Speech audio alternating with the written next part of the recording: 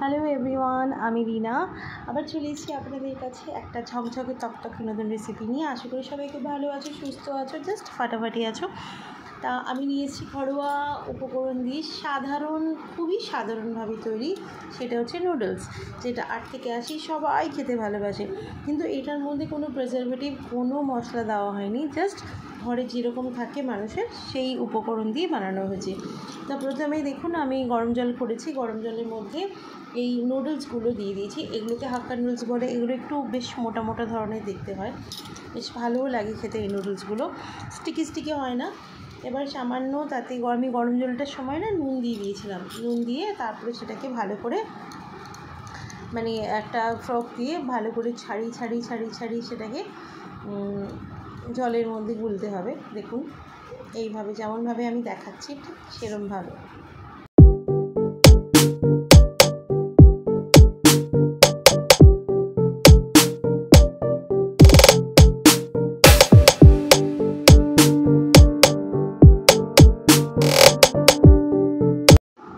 চাউমিনটা সেদ্ধ হয়ে গেছে। এবার কড়াইয়ের মধ্যে আমি দিয়ে দিলাম সরষের তেল। আমি বেসিক্যালি সরষের তেল দিয়ে রান্না করি, তার জন্য আপনারা যদি রিফাইন্ড অয়েল দিয়ে রান্না করতে চান তাহলে রিফাইন্ড অয়েল দিয়ে রান্না করবেন, সেটা কোনো ব্যাপার না। এবার তেলটা দিয়ে ভালো করে কড়াইয়ের চার গায়ে মাখিয়ে নিতে হবে, যাতে চাউমিনগুলো কড়াইয়ের গায়ে ছেটে না যায়। দেখুন এরকম ঘুরিয়ে আমি পুরো তেলটা গরম হয়ে গেছে, তার মধ্যে ঘুরিয়ে নিলাম। এবার আমি আলু আর পেঁয়াজগুলোকে সুন্দর সরু সরু কেটে নিয়েছিলাম, সেগুলোকে একসাথেই দিলাম। আমি পেঁয়াজ আলু একসাথেই ভাজা করব, কারণ এটা ঘরোয়া চাউমিন। আর আলু দিয়ে চাউমিন খেতে কার কার ভালো লাগে সবাই একটু কমেন্ট করে জানিও। আমার তো বেশ লাগে, খুবই ভালো লাগে। আগে ছোটোবেলায় মা এরকমভাবেই রান্না করে দিত, চাউমিন দিয়ে আলু দিয়ে, আমরা ওইভাবেই খেয়েছি। এবার তার মধ্যে ভালো করে আলুগুলোকে সুন্দর করে ভাজতে হবে। দিয়ে এর মধ্যে আমি এবার অ্যাড করব হচ্ছে নুনটা অ্যাড করলাম।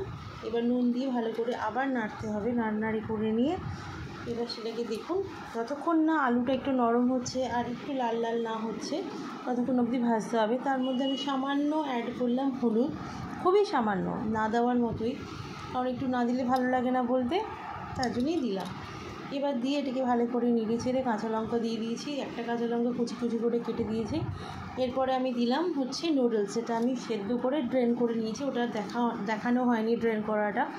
বেশ ভালো ঝরঝরে এই নুডলসগুলো দিয়ে এবার মেশাতে হবে ভালো করে খুন্তির সাহায্যে, যাতে একদম ভেঙে না যায়। ভেঙে গেলে খেতে ভালো লাগে না, যার জন্য সুন্দর করে এবার দেখুন আমি এপিট ওপিট করে বেশ সুন্দর করে নাড়িয়ে ভাজবো। তারপর আমি অ্যাড করব সয়া সস, ওটাও খুব সামান্য, কারণ আগে যেহেতু নুন দিয়েছি সেই ব্যালেন্সটা আমাদের দেখতে হবে, কারণ সয়া সস বেশি হলে তাহলে খাওয়া যায় না, ভীষণ নোনতা লাগে। এবার দিয়ে এবার সমস্তটা ভালো করে মেশাতে হবে। দেখুন আমি যেভাবে মেশাচ্ছি ঠিক এইভাবেই এপিট ওপিট করে মিশিয়ে নিতে হবে। এরপরে আমি দিলাম ম্যাজিক মশালা, এইটা টেস্টটা খুব সুন্দর আসে, এটা চাউমিনে দিলে খুব ভালো লাগে খেতে। তারপরে আমি টমেটো সস অ্যাড করলাম, দিয়ে এবার সমস্তটা একসাথে মেশাবো সুন্দর করে। দেখুন নেড়ে চেড়ে গুছিয়ে নিচ্ছি আমি। চাউমিনটা একটু ভাজা হবে, একটু ভাজা না হলে ভালো হবে না, আর সসটা আর মশলাটা ভালো করে মিশতে হবে। তা আমার চাউমিনটা মোটামুটি রেডি, এবার আমি সার্ভ করব। তো ভিডিওটা যদি ভালো লেগে থাকে তাহলে একটা লাইক কমেন্ট শেয়ার অবশ্যই করে যাবেন। ভিডিওটা ছেড়ে যাওয়ার আগে অবশ্যই একটা কমেন্ট, একটা শেয়ার, লাইক করে দিয়ে যাবেন।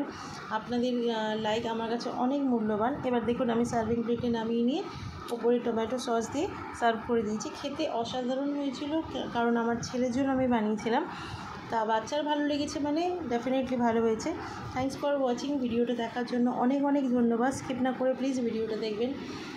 Thank you so much. Thanks for watching.